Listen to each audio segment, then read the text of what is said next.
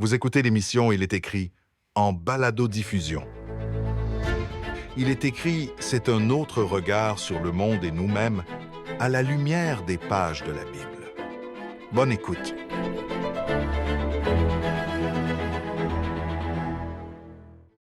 Le christianisme a évolué dans un contexte historique changeant. Mais malgré la montée de certains empires et le déclin de certaines civilisations, les bases du christianisme dans les Écritures demeurent inchangées jusqu'à aujourd'hui. J'aimerais vous inviter à demeurer des nôtres alors que j'explore avec notre invité d'aujourd'hui l'une des bases du christianisme pratique, c'est-à-dire la Bible.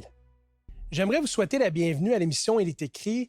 Aujourd'hui, nous allons aborder un sujet fort intéressant, celui du christianisme, mais d'un point de vue pratique. Plus précisément, nous allons discuter de la place que nous devons accorder à la Bible dans notre vie quotidienne en tant que chrétiens. Et j'ai avec moi notre collaborateur régulier, le pasteur Claude Trépagny. Bonjour Claude. Bonjour Patrick. Claude, c'est toujours un plaisir d'échanger avec toi sur une diversité de sujets bibliques.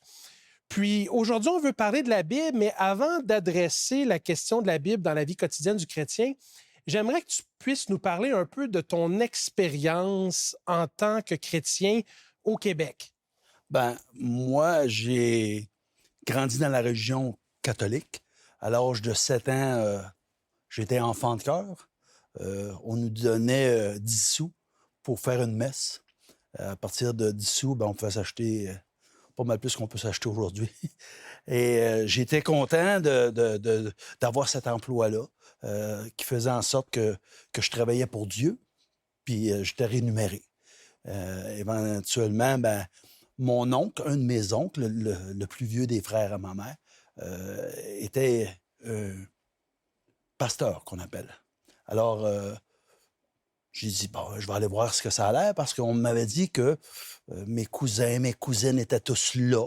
On avait une grande famille, donc je me suis pointé à la salle, là où on faisait justement la présentation des choses bibliques, qui étaient vraiment différentes de ce que je voyais à l'Église catholique. Donc, tu as grandi dans un contexte assez particulier. Pourrais-tu nous donner un peu un portrait du Québec religieux ou anti-religieux dans lequel tu as grandi? Là? Qu'est-ce qui se passait? Quand je dis j'ai commencé à 7 ans, j'étais enfant de chœur, c'est en 1969, je suis venu au monde en 62.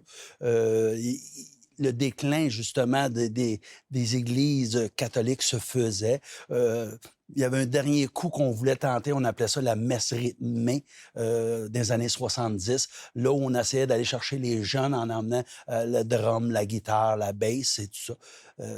Finalement, on a vu ce que ça a donné, mais il y a eu une émergence de plusieurs autres églises protestantes. Puis moi, à un moment donné, j'ai toujours été curieux à savoir pourquoi il y avait tant de religions. Pourquoi il y avait tant... il y avait le catholicisme, le christianisme, le protestantisme, l'hindouisme, le bouddhisme, l'islam. Je me disais, comment on fait pour s'y retrouver dans tout ça? Puis ça m'a toujours fasciné, puis j'ai toujours voulu savoir et comprendre pourquoi un choisissait une telle religion puis qu'un autre choisissait l'autre religion. Puis comment tu as fait dans ton cheminement spirituel sur plusieurs années pour éventuellement recadrer la religion dans ta vie? Moi, ce qui est arrivé, c'est qu'à un moment donné, j'ai dit, il faut que je parte à quelque part. Avec tout ce que je connaissais, tout ce que j'avais appris, on se référait souvent à la parole de Dieu, à la Bible. Je me suis mis à lire la Bible, même si on nous avait dit, jeune, moi, j'avais grandi dans... On ne peut pas lire la Bible en pensant qu'on va la comprendre parce que c'est trop compliqué, c'est trop complexe. Mais oui, tous les livres qu'on ne lit pas sont complexes, effectivement. Je me suis mis à lire la Bible. Puis quand je me suis mis à lire la Bible, je me suis mis à voir que Dieu, le Dieu de la Bible, en tout cas, voulait se faire connaître. Puis il voulait apprendre à ceux et celles qui étaient intéressés à marcher avec lui. Je trouve ça intéressant. Je veux revenir sur un point assez particulier que tu as soulevé. Tu as dit, c'est vrai, en fait, tous les livres qu'on ne lit pas sont complexes. Puis ça m'arrive de discuter avec certaines personnes de la Bible pour finalement, à force de les questionner, de me rendre compte que tout ce qu'ils connaissent de la Bible, c'est ce qu'ils ont entendu. Mais personnellement, ils ne se sont jamais donné la peine, comme tu l'as fait, de vraiment lire la Bible par eux-mêmes et de se faire une idée propre de ce que la Bible dit sur Dieu et sur d'autres sujets. Exactement, exactement. Fait que, grosso modo, je me suis aperçu que la Bible nous disait que celui qui s'approchait de Dieu devait croire que Dieu existe et que tout était basé sur la foi. Alors, c'est quoi la foi? Bien là, je me suis mis à lire, si on veut, on peut le lire dans Romains, le chapitre 10. Donc, l'Épître de 17. Paul aux Romains, L'Épître de Paul aux Romains, oui, dans chapitre le Nouveau Testament. 10, verset 17. Je vais te laisser le lire pour nos auditeurs. OK, donc on a les 4 évangiles, là, Matthieu, Marc, Luc, Jean, Actes des Apôtres. Le livre, après, c'est Romains. Chapitre 10, verset 17, on nous dit ainsi, la foi vient de ce qu'on entend, et ce qu'on entend vient de la parole de Christ ou la parole de Dieu. Donc, je me demandais comment je pourrais avoir cette foi-là, puis la réponse est là. C'est écrit, la foi vient de ce qu'on entend, puis ce qu'on entend vient de la parole de Dieu. Donc, on parle de christianisme pratique. Oui. Alors, si un auditeur qui nous écoute aimerait grandir dans sa relation avec Dieu, nécessairement, ça part de l'élément qu'on appelle la foi. Oui. Puis la foi, on doit la nourrir. Puis ce que je comprends du texte qu'on a lu dans la lettre de Paul aux Romains, c'est que la foi doit être nourrie directement à la source, c'est-à-dire de la parole de Christ, de la parole de Dieu, c'est-à-dire la Bible. Exact. Bien, c'est parce que ce qu'on veut en réalité, c'est est-ce que vraiment il y a un Dieu qui existe? Est-ce que vraiment il y a un Dieu avec qui on peut communiquer? Est-ce qu'on peut apprendre à connaître ce Dieu-là? Ben, la parole de Dieu nous dit, ben, tu as juste à lire. Plus tu vas lire, plus tu vas connaître Dieu. Plus tu vas savoir ce qu'il veut, puis ce qu'il veut pas, puis ce qu'il aime, puis ce qu'il aime pas, puis ce qu'il veut pour toi. Puis justement, toi, Claude Trépanier, quand tu as pris la Bible puis tu l'as lu par toi-même, quel bienfait est-ce que tu en as retiré? Comment est-ce que ça t'a aidé ou transformé d'une façon ou d'une autre? Ben, écoute, en partant, j'ai lu, puis je lisais, comme tout le monde qui lit un livre qu'il n'a jamais lu, en fin de compte. Puis il y a des affaires que je trouvais qui me faisaient sourire, puis il y a des affaires que je lisais qui me rendaient perplexe, puis il me disait, je l'ai-tu bien compris, j'ai-tu bien lu? Parce qu'en fin de compte, tu sais, on dit la Bible, c'est la parole de Dieu. Mais si on le dit tranquillement, là, on va comprendre bien les choses. La Bible, c'est la parole de Dieu. C'est la parole de Dieu. Donc, cette parole-là, elle vient de Dieu. Puis dans la Bible, on nous dit que c'est poussé par le Saint-Esprit, l'Esprit de Dieu, que des hommes ont écrit ces choses. Tu sais, parce que le monde dit, ouais, mais tu sais, la Bible, c'est des hommes qui l'ont écrit. Oui, puis on se cache pas. Dieu, il se cache pas. Il dit, c'est moi qui ai inspiré des hommes à écrire ce qu'il y a là. Donc, moi, avec l'homme, on a eu une relation ensemble, puis on a fait en sorte que je me fasse connaître à travers eux pour qu'eux parlent de moi aux autres. Penses-tu que c'est difficile pour quelqu'un qui se donne vraiment la peine et qui est sincère et authentique, qui lit la Bible, de demeurer indifférent, ou tu es plus d'avis que quelqu'un qui se donne vraiment le temps et les moyens de lire la Bible, ce livre-là va avoir un impact sur eux? Ben, je pense que cela va avoir un impact. Parce que tous et chacun qui sommes sur cette terre, on veut savoir d'où on vient, où on va, pourquoi qu'on vit juste 70 ans, 80 ans, 90 ans, où est-ce qu'on va une fois qu'on meurt. C'est pas juste l'autre palier là, qui se pose cette question-là. Tous les êtres humains, comme moi je connais, là, se posent cette question-là. Puis, par rapport à la parole de Dieu, il y a des places où on nous dit qu'est-ce qui arrive avec ceux qui sont sérieux avec Dieu puis ceux qui sont moins. Puis, si on lit, admettons, dans Actes des Apôtres, c'est là où l'Église a pris son envol. Bien, Actes chapitre 17, si tu veux y tourner, tu vas comprendre pourquoi je vais aller là. Acte 17, le verset 11. Acte 17, verset 11, je me propose de le lire pour nos auditeurs. Ces Juifs avaient des sentiments plus nobles que ceux de Thessalonique. Ils reçurent la parole avec beaucoup d'empressement et ils examinaient chaque jour les Écritures pour voir si ce qu'on leur disait était exact. Tu comprends-tu comment ça a l'air anodin, là, mais c'est tellement puissant. Paul a dit, ce que moi j'aimais des Juifs de Bérée, là, c'est que quand j'avais fini de prêcher ou de partager la parole, eux, ils retournaient chez eux, ils rouvraient la parole, puis ils disaient, ce qu'il a dit, ah ben oui, c'est écrit. Ah ben oui, c'est écrit. Donc, leur foi résidait dans la parole de Dieu. Eux autres, leur ancre, c'était la parole de Dieu. On parle d'études de la Bible, on parle d'aller approfondir notre connaissance de la Bible, mais je ne sais pas si tu vas être d'accord avec moi. Comme n'importe quelle autre connaissance, ça peut rester au niveau de la tête, mais j'ai vraiment l'impression que les transformations que la Bible propose, c'est pas juste au niveau de la tête, mais c'est aussi au niveau du cœur. Est-ce que la Bible t'a aidé à changer des choses dans ta vie pour le mieux? Est-ce que tu l'as lu aussi un peu comme un manuel d'instruction pour avoir une vie meilleure? Ben oui, parce que l'être humain est complexe en partant. Dieu s'engage à travers sa parole à nous emmener à devenir des meilleures personnes. Puis ça fait du sens parce qu'il dit un jour, je viens pour venir vous chercher, vous serez avec moi. Ben, pour être avec lui, ben, faut qu'on soit transformé. Puis sa parole nous dit qu'il nous rapporte la chose suivante. Je vous donnerai un cœur nouveau, un esprit nouveau. Pourquoi? Parce qu'il veut qu'on ait une nouvelle façon de penser, une nouvelle façon d'être, une nouvelle façon d'agir. Parce que si on est passé l'éternité avec lui, on est mieux de lui ressembler pas mal plus que ce qu'on se ressemble entre nous autres. Là. Donc, ce que je comprends, dans le fond, par rapport à ce que tu dis, c'est que la Bible, c'est pas juste un moyen par lequel on peut connaître Dieu, mais c'est aussi un moyen par lequel on peut découvrir comment Dieu, concrètement, peut nous transformer. Donc, à titre d'exemple, si quelqu'un a de la difficulté avec de la toxicomanie ou une dépendance ou un enjeu quelconque, l'avarice, par exemple, et bon, je sais que la liste pourrait être très, très longue.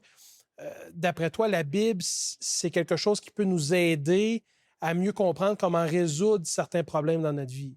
Oui, bien, en fin de compte, si on veut, on prend certains versets, que ce soit dans les psaumes, que ce soit au niveau de la Genèse, Exode, Lévitique, Nombre, Deutéronome, qui est la Torah, en fin de compte.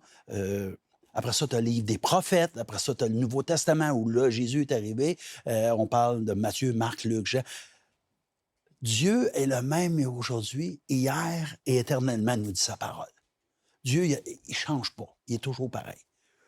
En fin de compte, quand je lis la parole de Dieu, dans Jérémie, exemple, si on va dans Jérémie, le chapitre 29, je crois.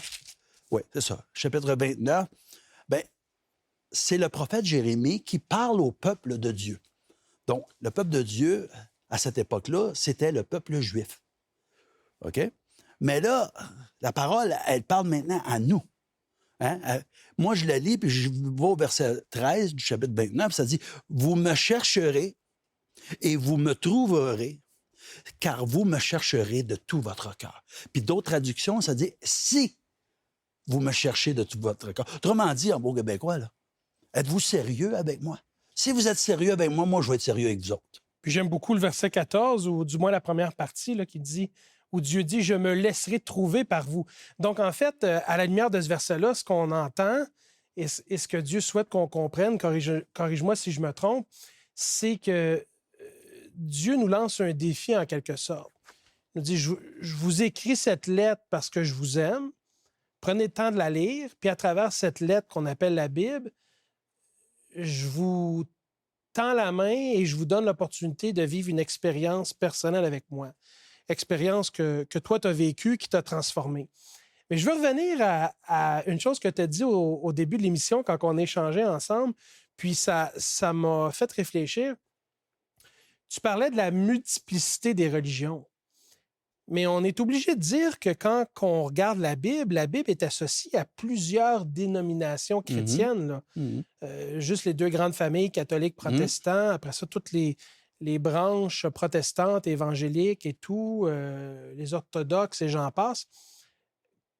Puis aujourd'hui, toi, tu es pasteur, collaborateur régulier à Il est écrit. Comment est-ce que tu es arrivé à te démêler par rapport à l'ensemble de ces religions-là pour finalement choisir une communauté de croyants, donc une église, à travers l'étude de la Bible? Ben, moi, à toute fin pratique, je me posais toujours la question pourquoi il y a autant de religions. Fait qu'à un moment donné, j'ai essayé de démystifier tout ça, puis je m'en suis rendu compte que toutes les religions du monde sont sur le parapluie, qu'on peut dire, de 5 grandes religions. Donc, tu as l'islam, tu as le judaïsme et le christianisme. Eux autres, on les appelle la religion du livre. Donc, les Juifs ont la Torah, l'islam ont le Coran, Et le christianisme a le Nouveau et l'Ancien Testament, la Bible qu'on appelle. Après ça, tu as deux religions de philosophie de pensée, qui c'est l'hindouisme et le bouddhisme. Alors, toutes les autres religions là, sont sous ce parapluie. Ce parapluie, oui. Et moi, à un moment donné, j'ai dit, je vais aller m'instruire davantage. J'étais à l'université. J'ai sorti de là avec un bac en enseignement des religions. Donc, j'aimais tellement comprendre, à savoir pourquoi un choisissait une religion, l'autre choisissait une autre religion. Il y a plusieurs raisons. Mais Dieu se laisse trouver par celui qui le cherche. Celui qui est sérieux avec Dieu, Dieu va être sérieux avec lui. Donc, ce que j'entends, c'est que par rapport à nos auditeurs qui nous écoutent aujourd'hui, s'il y avait un message qu'on voudrait partager avec eux, c'est que Dieu, en fait, est disponible pour eux. Absolument. Et si ils le souhaitent réellement, ils peuvent avoir ce contact personnel avec Dieu. Mais une des façons les plus tangibles et concrètes, parce qu'on parle de christianisme pratico-pratique, c'est de découvrir Dieu par l'étude de la Bible. Oui, mais il ne faut pas oublier. J'ai 8 ans, OK? On se ramène à lorsque j'ai 8 ans parce que je m'en souviens. J'ai 8 ans, puis je me dis, si Dieu m'a fait des yeux pour que je puisse voir, puis que Dieu est mon créateur, lui-même, il doit avoir des yeux, donc il doit être capable de me voir. Si Dieu m'a fait des oreilles pour que j'entende, j'ai 8 ans, c'est un raisonnement de 8 ans, là. Ça doit être parce que lui ici, il doit être capable de m'entendre. On a été créés à son image. Donc, si je fais appel à Dieu, Dieu va se manifester.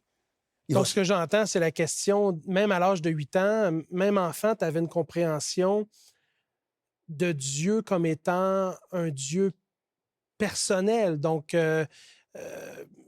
capable d'entrer en relation parce que tu te voyais en lui d'une certaine façon, là. Je trouve ça intéressant, l'idée de cet exemple, parce que je pense que des fois, chez certaines personnes, à cause du contexte historique au Québec, parce qu'on a jeté le bébé avec l'eau du bain d'une certaine façon, Dieu est très loin, là. C'est un Dieu bourreau.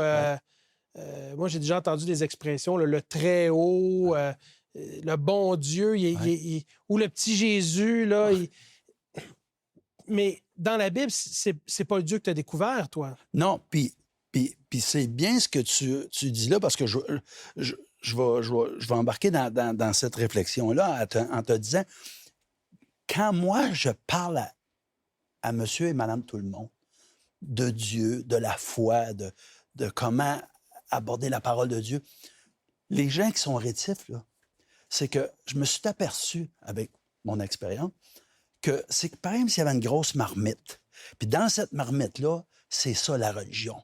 Puis quand tu vas fouiller dans la marmite, là, tu as l'islam, qui est les gens qui sont musulmans. Tu as le judaïsme, les gens qui sont juifs. Tu as le christianisme. Puis dans le christianisme, tu as des évangéliques. Puis tu as d'autres, comme les témoins de Jéhovah, les mormons et tout. Après ça, tu as le catholicisme, puis tout ce que ça comporte. Fait que les gens, là, ils mettent tout ça dans la même marmite, ils brassent ça, puis là, ils sentent ça, puis ils disent « Ah, ça, j'en veux pas. » Une forme d'allergie à la religion en tant que telle. Là. Parce que pour eux autres, il y en a qui me disent « Ça pue. Ça sent pas bon, ton affaire. » Mais moi, j'ai dit « Je veux pas te présenter une religion. Je vais te présenter le Fils de Dieu, qui est venu ici il y a 2000 ans. Puis si tu me dis que le Fils de Dieu n'est pas venu ici, Jules César non plus n'est pas venu ici parce qu'il était avant Jésus-Christ. » J'aimerais finir en terminant sur ce point-là avec toi, sur la question de justement, et je pense que tu l'as bien dit, c'est que l'objectif de l'émission est écrit, c'est de présenter le Fils de Dieu. Ouais. C'est de présenter Jésus à nos auditeurs.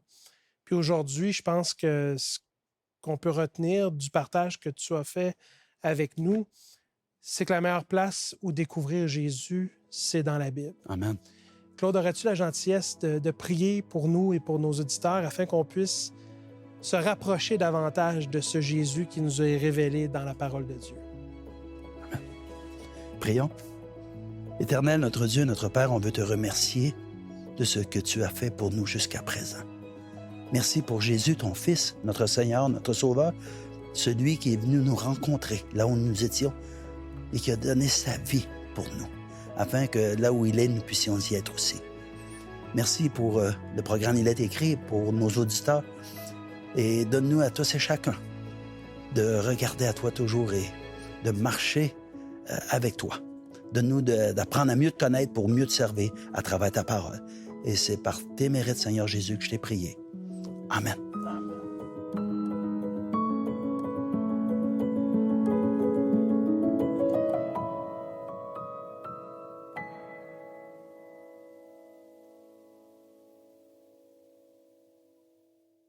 Bonjour Lydia. Bonjour Alberto. Donc aujourd'hui, on parlait justement du christianisme pratique. Oui. Et tu as entre tes mains un livre très pratique, je pourrais dire. Alors j'ai un livre formidable. Mm. Ça s'intitule Jésus-Christ. C'est un livre qu'on offre régulièrement à l'émission. Qui est très aimé, très Puis apprécié. qui a un succès fou chaque fois qu'il est présenté. Puis on comprend pourquoi. Parce que c'est en fait la biographie de Jésus, si on veut, on peut dire ça comme ça. Oui. Et c'est très complet. En tout cas, moi, c'est un de mes livres préférés, donc c'est ça.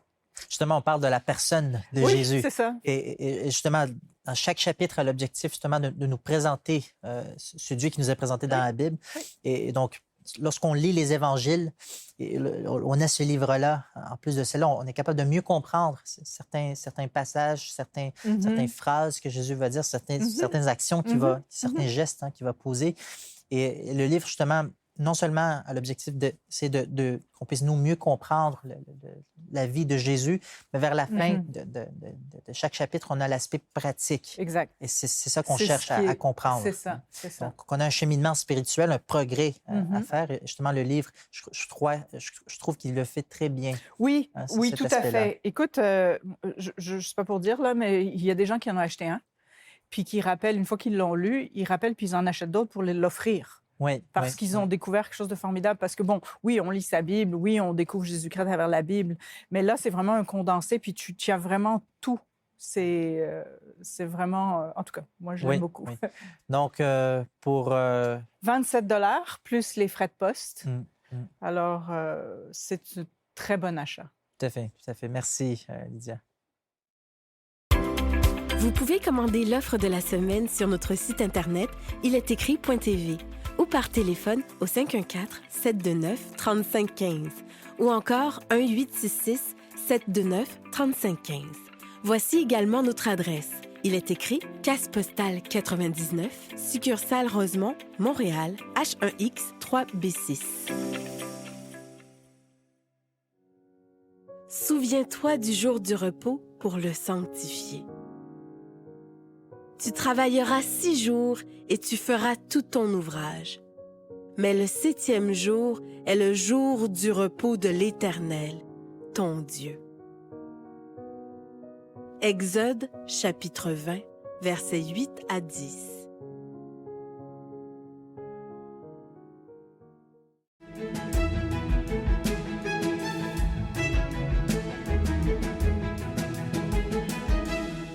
Pour la question d'aujourd'hui, Lydia, une question qui nous est posée d'une façon ou d'une autre, quand même assez souvent. Une fois qu'on a accepté Jésus dans notre vie, une fois qu'on est sauvé, est-ce qu'on reste toujours sauvé? La question. Qu'est-ce que tu en penses? Ça, c'est une question, tu as raison, qui revient très souvent. Souvent, les gens nous disent « Ah, j'ai rencontré Dieu telle journée, je suis sauvé depuis cette journée-là. » Oui, c'est bien, ils ont pris conscience qu'ils ont un sauveur, puis que oui, ils sont sauvés, mais c'est pas ponctuel, dans le sens que c'est sur le temps.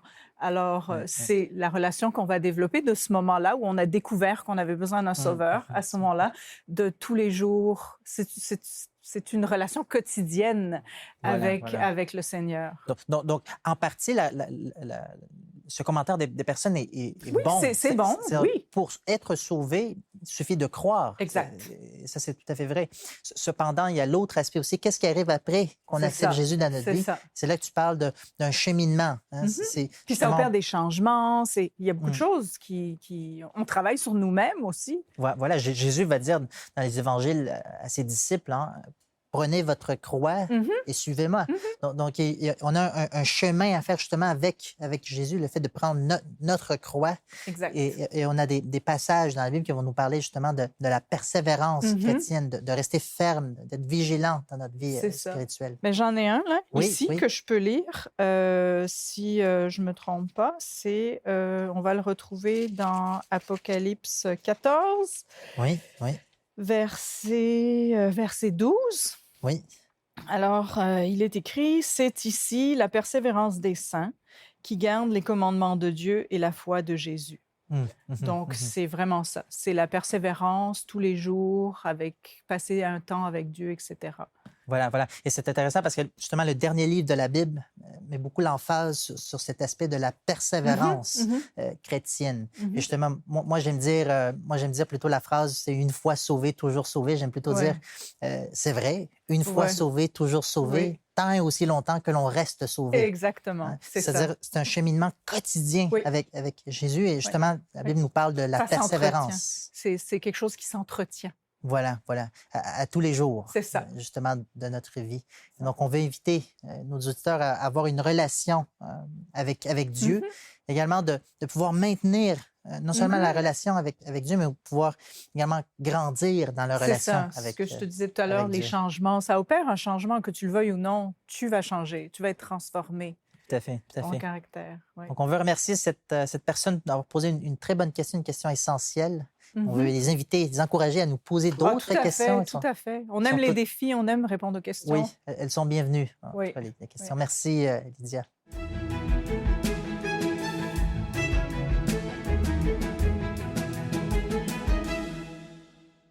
Je lève les yeux vers les montagnes. D'où me viendra le secours? Le secours me vient du Seigneur qui fait le ciel et la terre. Psaume chapitre 121, versets 1 et 2.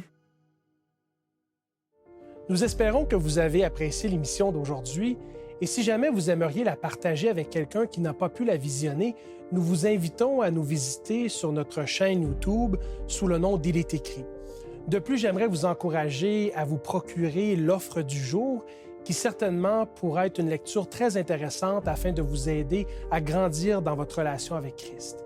Mais souvenez-vous, il est écrit, l'homme ne vivra pas de pain seulement, mais de toute parole qui sort de la bouche de Dieu.